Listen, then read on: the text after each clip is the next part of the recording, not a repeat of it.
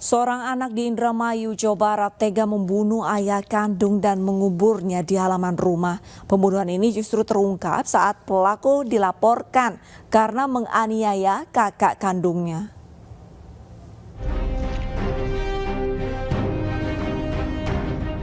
Petugas Inafis Polres Indramayu menggali pekarangan rumah Murtado di Desa Eretan Kulon, Kandang Haur, Indramayu, Jawa Barat.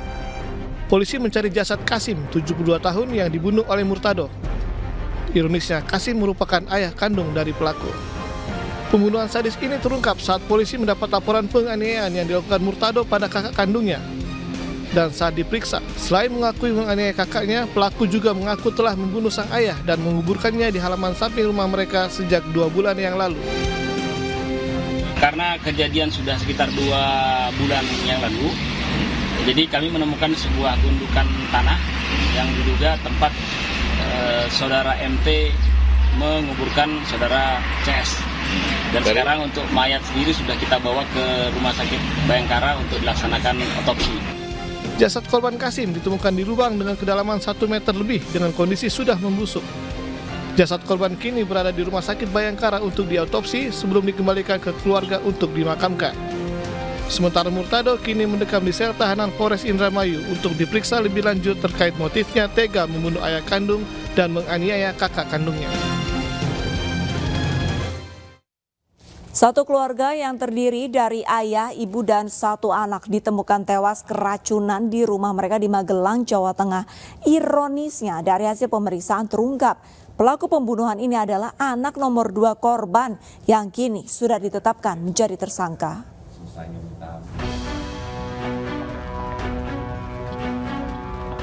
Tim Polda Jawa Tengah bersama Polresta Magelang kembali mengolah tempat kejadian perkara tewasnya satu keluarga di Gang Durian, Dusun Prajenan, Desa Mertayudan.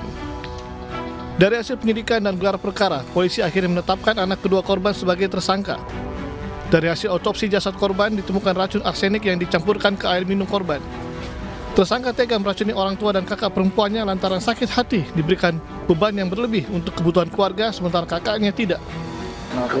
Sakit hati karena bapak orang tua daripada terduga pelaku itu 2 bulan yang lalu baru saja pensiun, dan kebutuhan untuk rumah tangga cukup tinggi karena orang tua daripada terduga pelaku kebetulan memiliki penyakit, sehingga untuk biaya pengobatan. Sedangkan anak pertama korban yang perempuan itu sempat kemarin bekerja dan sekarang tidak bekerja karena itu sifatnya kontrak, dan tidak diberikan beban untuk menanggung semua kebutuhan yang ada. Yang diberi beban adalah anak yang kedua yang saat ini kita tetapkan sebagai tersangka. Sebelumnya, setelah divisum dan otopsi, jenazah ayah, ibu, dan anak perempuannya yang diracun oleh anak kedua langsung dipulangkan ke rumah duka. Usai disolatkan, ketiganya langsung dimakamkan di tempat pemakaman umum yang tidak jauh dari rumah duka. Satu keluarga ini awalnya ditemukan tewas di rumah mereka di Gang Durian, Dusun Prajenan, Desa Mertayudan, hingga menggemparkan warga setempat.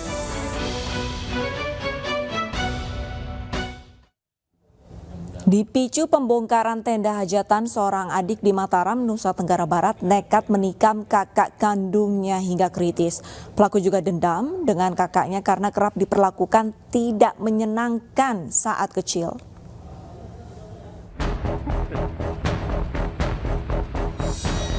MP 26 tahun warga Gerung Butun, Mandalika, Sandubaya, Kota Mataram ini hanya bisa pasrah saat ditampilkan ke depan awak media. Ia diringkus tim Opsnal Polsek Sandubaya setelah menikam kakak kandungnya KA, 48 tahun hingga kritis. Korban dilarikan ke rumah sakit untuk mendapatkan pertolongan medis. Korban mengalami luka serius di bagian kepala, bagian belakang, pipi kiri, dan kedua pergelangan tangan. Saat diinterogasi, pelaku mengaku tega menganiaya kakak kandungnya karena tersulut emosi terpal yang dipasang saat hajatan dibongkar. Selain itu, pelaku juga dendam atas perlakuan kakaknya terhadap dirinya semasa kecil. Terop yang sudah dipasang sebelumnya kemudian dari si korban ini dibongkar. Akhirnya dari pelaku menanyakan kepada korban, ini siapa yang bongkar nih terop ini? Dengan ada emosi karena dibawa pengaruh minuman keras. Kemudian dari saudaranya atau kakak kandungnya yang merupakan korbannya di sini menjawab, saya, namanya kenapa, ada apa? Nah, mendengar jawaban dari saudaranya seperti itu, akhirnya si pelaku ini naik pitam, kemudian mengambil pisau dapur nih, seperti yang dilihat di depan sini, mengambil pisau dapur dan kemudian menusuk saudaranya. Polisi telah menetapkan MP sebagai tersangka dan akan menjeratnya dengan pasal 351 KUHP dengan ancaman kurungan maksimal 5 tahun penjara. Seorang pria di Indramayu, Jawa Barat menganiaya adik ipar perempuannya hingga tewas. Diduga pemicunya terkait biduk rumah tangga pelaku dengan kakak korban yang sedang dirundung prahara.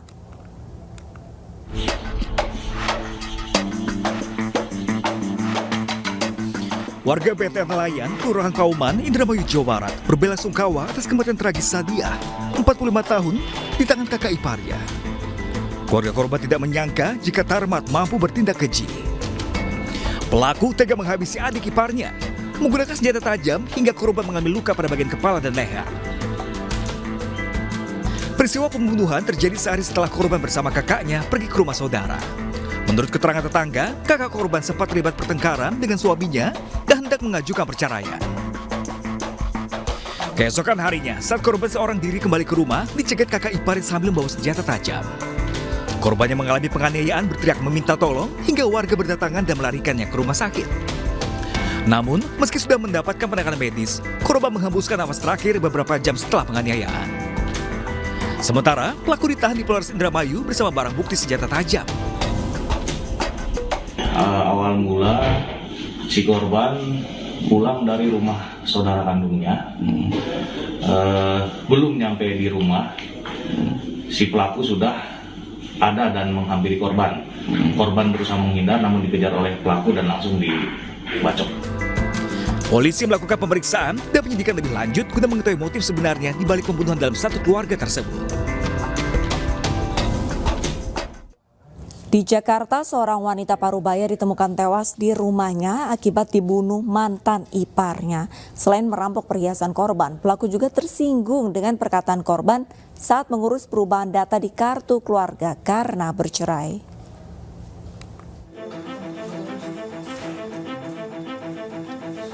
Inilah Firman, tersangka pembunuhan Sri Mulyaningsih, wanita parubaya di kawasan Kampung Sawah Mede, Kalideres, Jakarta Barat.